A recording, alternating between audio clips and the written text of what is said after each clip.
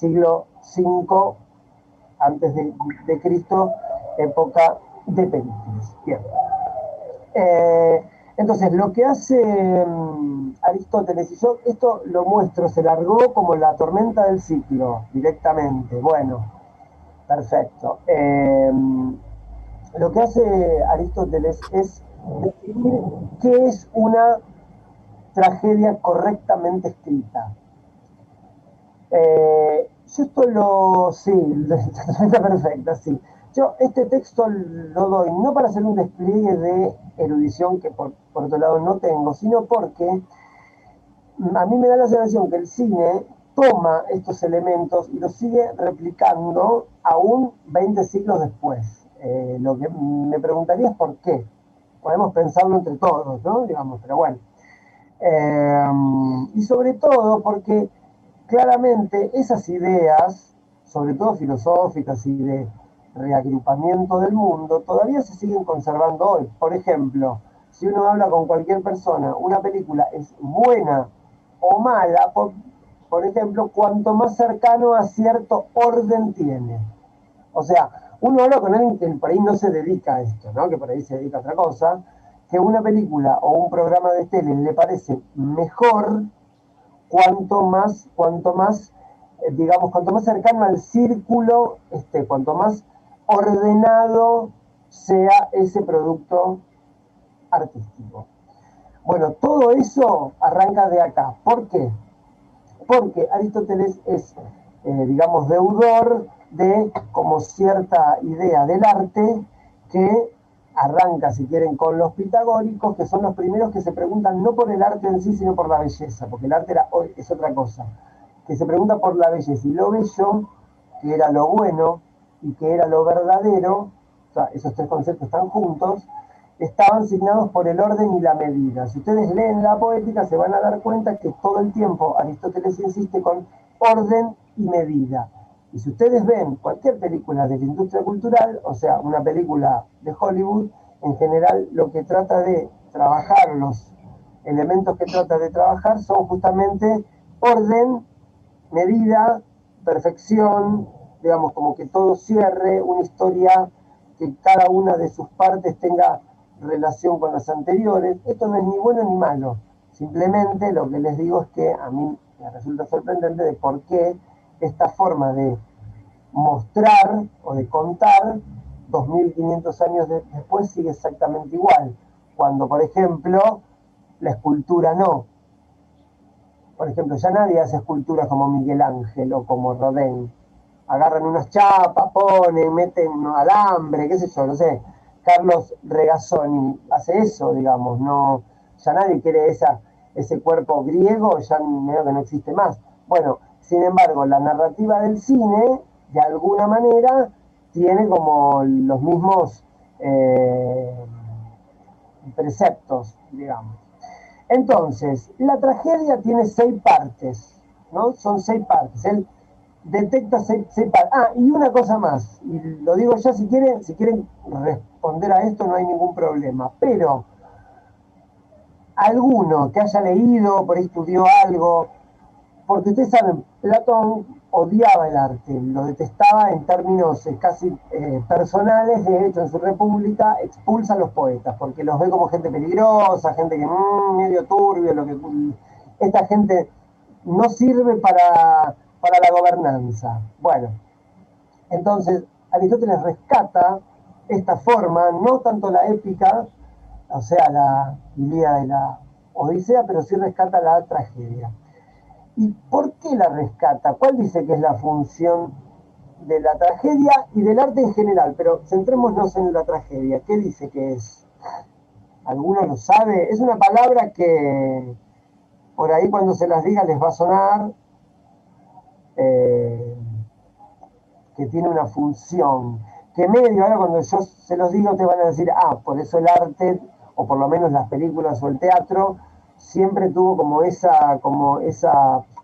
sustrato inscripto. ¿Se acuerdan cuál era la palabrita aristotélica? Empieza con K. Con K en griego, va. ¿No? ¿Nadie? A ver, a ver. Nadie, bueno, ¿cómo? No, Provocar catarsis, es decir, catarse, una exactamente, enseñanza, pero una enseñanza que conmoviera, o sea, que el arte conmoviera por un lado, pero que provocara un efecto en el espectador, un exactamente. efecto en Un el efecto cual, de purga, exactamente. claro, y en el cual haya un cambio de actitud en el espectador. Exactamente, porque, digamos, las tragedias que se daban en cierto periodo en Grecia, sobre todo en Atenas, eran lo que hoy diríamos son aparatos ideológicos de Estado, al decir de Luis Althusser. Entonces, sí, era una catarsis, en principio, como una purga de las emociones, a partir de dos elementos. ¿Se acuerdan cuáles eran los elementos? Catalina, ¿te acordás? Los dos elementos con los que trabaja Aristóteles para decir, bueno, se va a provocar la catarsis de las emociones en el espectador porque hay dos elementos operando cuando el espectador La está en presencia. anagnórisis, o sea, cuando se da la anagnórisis, Me mataste con esa. Ay, no, sí. bueno, Pero pará, no, ¿cómo, en no. castellano cómo es? No, porque si no hablamos en griego. En castellano Cuando cómo se es. da el conocimiento final, o sea, primero hay un problema y cuando se resuelve, se da realmente el conocimiento de eso, Sí, de todo lo que ocurre, cuando el héroe de algún modo experimenta esa sensación, ahí es donde se provoca de algún modo el castigo o el surgimiento del héroe, pero pará, entonces sí se espera, provoca la espera. catarsis. ¿Pero qué le pasa al espectador? Porque hay como dos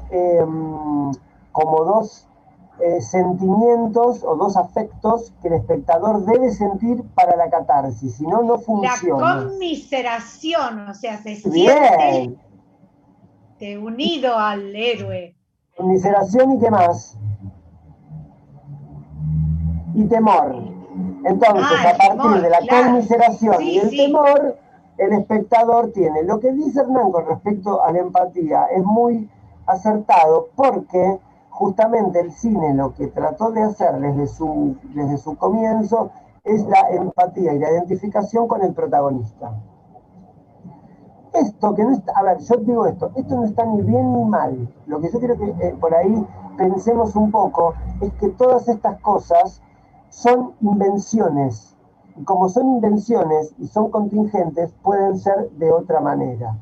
Por ejemplo, Nomadland, que la estuvimos viendo, es una película que, si bien tiene una intención de que nos identifiquemos con la protagonista, llega un momento que se distancia. Por eso es una película tan de plano general, donde no estamos tan cercanos. Hay películas de Hollywood que quieren o que requieren una identificación directa, porque si no, no continuamos viéndola.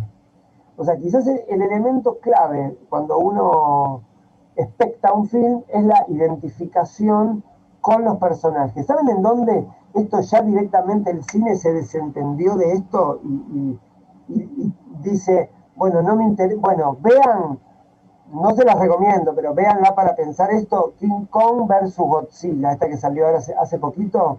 No me acuerdo quiénes son los personajes, no me acuerdo. Hay unos seres humanos por abajo, pero no sé quiénes son, no me interesa. Hay militares, hay empresarios, está todo mezclado, no se entiende nada. A uno, lo único que uno va a ver que es el despliegue técnico de la tecnología, valga la redundancia, digital.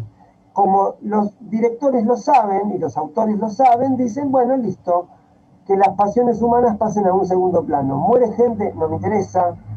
Hay un problema con una chica que es sorda y que se comunica con King Kong, no me interesa. Bueno, todo eso ahora está sustraído, digamos.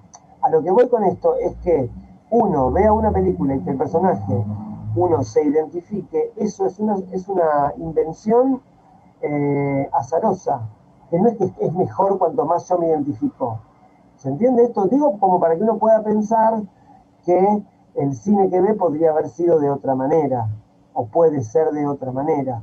Quizás en algún momento veamos por qué finalmente el cine que se impuso, que es lo que nosotros conceptualmente decimos, esto es cine, podría haber sido de otra manera. Por ejemplo, el cine podría haber sido, no sé, una experiencia o films experimentales y simplemente una experiencia pictórica visual en movimiento.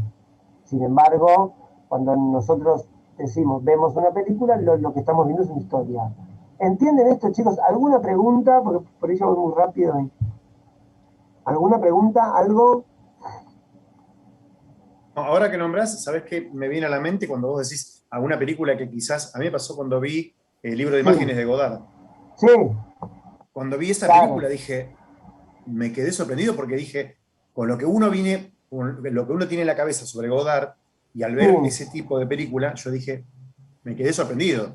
claro. Es que yo creo que lo que pasa es que a uno le cuesta mucho tener como el aparato perceptivo para ver esas películas. Uno está muy acostumbrado al relato. Y ahora con Netflix mucho más, que es puro relato. O sea, son 14 capítulos, 20 capítulos, es relato, trama, trama, pero estéticamente o pictóricamente no pasa demasiado, digamos. Lo que sí me parece importante pensar es que eso fue, como si quieren, una batalla, digamos, donde los estudios lograron imponerse a, no sé, cierta narrativa más experimental o más minimalista, que podría haber sido así. De hecho, todo esto que estoy cuestionando, sucede en el cine moderno. El cine moderno, o sea, por ejemplo, el neorrealismo italiano, trata de trabajar estas cuestiones. Se pregunta por qué el cine, en realidad, lo digo ya, se pregunta por qué el cine fue tan servil a los movimientos fascistas. Si quieren ver esto, vean El triunfo de la voluntad de Leni Riefenstahl, que es una película prácticamente, o sea, no, es una película del Tercer Reich. Fin. Entonces, ahí se empezaron a dar cuenta los directores posguerra diciendo el cine, como la radio y la televisión, que son inventos de los fascismos. O sea, es así. Bueno, ahora también, lo que pasa es que ahora, bueno, parece que no, pero es lo mismo. Se quieren ir de los grandes relatos porque ven que ahí anida claramente una cuestión de captura fascista. Si leen el texto de Benjamin, se van a dar cuenta que él muere en el 40, el texto es de 1939, él se da cuenta de eso en 1936, que es cuando es ese texto, que el fascismo iba a estetizar la política, y ya se da cuenta. A lo que él dice, pues entonces que el comunismo politice el arte, digamos, ¿no? Porque si no, es una batalla perdida. O sea, si la técnica, o sea, si la máquina cinematográfica va a pertenecer siempre al capital, estamos perdidos. Bueno, de hecho fue así. Básicamente fue así. Bien, vuelvo 2500 años atrás, nos transportamos 2500 años atrás, y vamos a las 6 partes de la tragedia. Yo se las voy a escribir porque hice como un resumen porque no me lo acuerdo tan de memoria, sabrán ustedes disculpar.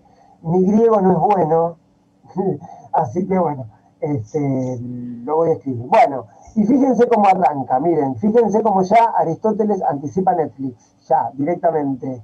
Porque él dice, jerárquicamente, lo más importante en una tragedia, lo único que no puede no haber es, ya lo escribo, para más suspenso,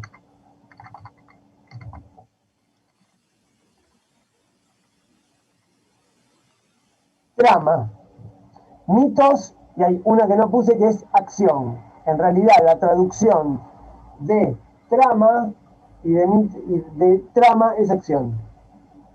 Él dice, puede haber tragedia sin personajes. Está loco, Aristóteles estaba loco. Puede haber sin personajes, lo que no puede haber es sin acción. O sea, lo más importante de una tragedia es la causalidad, el orden y la medida de la acción. Cualquier parecido con una serie de Netflix dividida en capítulos y en bloques es pura coincidencia. O sea, no es pura coincidencia. O sea, fíjense cómo eso se ha mantenido con el correr de los siglos, digamos. Sí, Perdón, Catalina, me vas a Juan, decir algo, dale. en griego, drama acción se dice drama. Exactamente. Esa es lo Contame cuál es tu que formación. significa la palabra drama. ¿Cómo? Contame cuál es tu formación, Carita. ¿Sos psicólogo o algo así, no? No, soy profesora de letras. ¡Ah! Me quiero matar. Bueno, perdón. Por ahora no dije nada malo. No, bien. No. Bien. Ah, ok. Bueno, porque justamente, esperen que no tengo acá, justo no lo tengo, porque tenía una traducción muy buena de Eduardo Sinot, que hizo una traducción de Encoligüe, que la hizo del griego directo, y nada, hace como todo esto, se pregunta si mimesis es ficción. Bueno, cosas que si quieren podemos ver porque para mí son copadas, digamos. Entonces, bueno, vuelvo. Aristóteles dice, trama, mitos. O sea, lo más importante es esto, es la trama, es la causalidad de las acciones. Bien. ¿Cuál les parece que podría ser el segundo elemento? ¿No? Segundo elemento. ¿Desarrollo? No. El desarrollo tendría que ver con la trama. Piensen, ¿qué vemos en una película? Vemos, hay una historia, ¿qué más hay?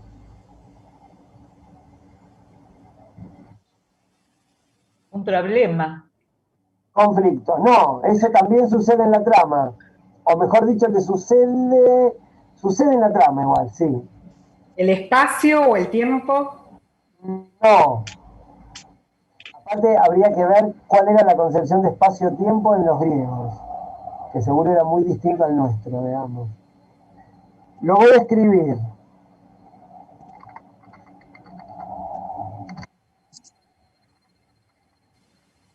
Ahí va, el carácter o el etos. Fíjense, anotamos, tramamitos, carácter, etos. Si yo les dijera, para hacer una reducción, cine americano, cine de género, trama. Por eso hay género, porque hay trama. Bueno, o sea, hay trama y hay un gran relato porque hay un género, o sea, como cierto pacto simbólico entre el espectador y la película que el espectador ya conoce. Entonces, fundamentalmente, primero ahí llega el género. Y el cine, pensando así medio a grandes rasgos, tenemos el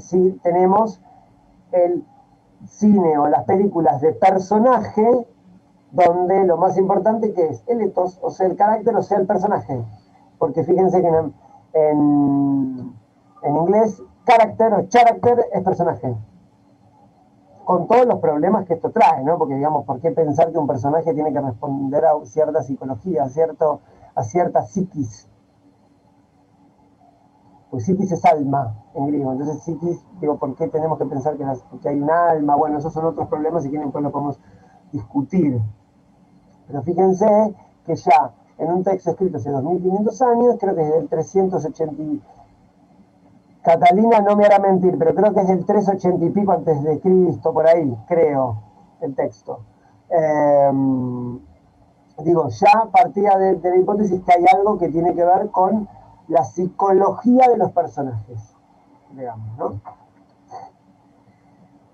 Bien, hay más elementos que para Aristóteles no son tan importantes porque pueden darse en otro lado, o sea, porque pueden darse en otras artes, pero fíjense cómo sigue operando en el cine. Esto está bueno para que uno más o menos reconozca estos elementos y pueda, por ejemplo, cuando ve una película, empezar a hacer como una especie de clasificación, ver qué elemento falta, qué elemento no, qué elemento está por encima. Por ejemplo, en Nomadland está por encima el carácter que la trama. Por ejemplo, cuando uno siempre piensa que cuando ve una película está viendo una trama, dice no, cine contemporáneo o hibridación con el moderno, no.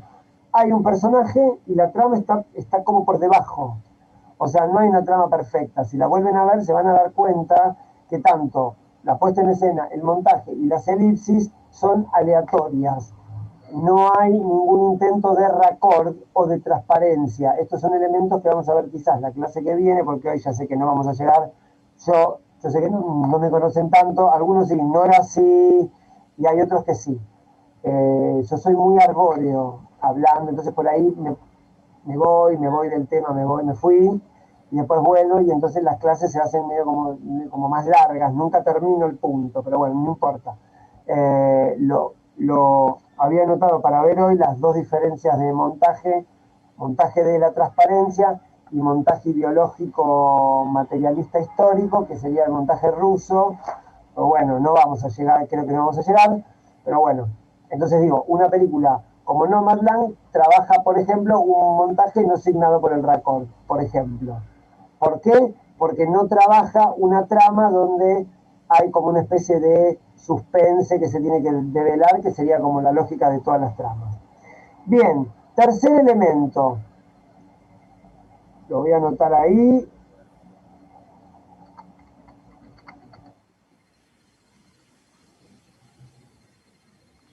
El carácter interno, el pensamiento. Acá se metería como cierta, o sea, esto está claramente vinculado con el ethos, con la ética, que tiene que ver con cuál es la, por decir de alguna manera, el imaginario ideológico de los personajes de las tragedias, ¿no? Digamos. Que, por supuesto, los personajes de la tragedia, hace una disquisición a Aristóteles, que igual esto quiero ver cuando veamos personajes, porque si no, como que me adelanto, pero en principio tenían que ser portadores de valores nobles, pero no exageradamente nobles, porque si no, no se entendía. Me gusta cuando Catalina siente con la cabeza, quiere decir que no me estoy equivocando, o sea, tengo ahí como un referente fuerte, dije bien, era como yo decía, bueno, igual, porque no preparé la clase de personaje, así que puede ser que me olvide, pero bueno, de hecho, nadie podría decir que Edipo es un personaje noble. Mata al padre, se casa con la madre, un desastre, o sea, tiene hijas que son sus hermanas, o sea, no tiene buenos valores, digamos, para lo que sería la cultura occidental. Bueno, yo les recomiendo, si quieren y tienen ganas, y aparte estamos en cuarentena, así que qué mejor momento para hacerlo, que se lean algunas tragedias, digamos. Por lo menos dos, que son las que yo más conozco, que sería Edipo y Agamenón, de Esquilo, creo, que es la parte uno de lo que sería la Oristíada. A mí porque es la que más me cierra, digamos. Y Edipo, de Sófocles. Porque ahí se van a dar cuenta que hay ya elementos que vamos a retomar, porque medio que seguimos hablando de los mismos temas, no es que hay cosas tan novedosas, por ejemplo, en los manuales de guión o en los manuales de cine y eso. Bueno, entonces, hasta acá tenemos trama, mito, acción, carácter, etos, pensamiento, dianoia, que tiene que ver con cierta interioridad del personaje. Y vamos a los tres últimos que Aristóteles medio, no digo que los desprecia, pero que medio que no le da mucha importancia, que son los parlamentos. No escribí nada ahí. O lexis, o sea que es cómo están construidos.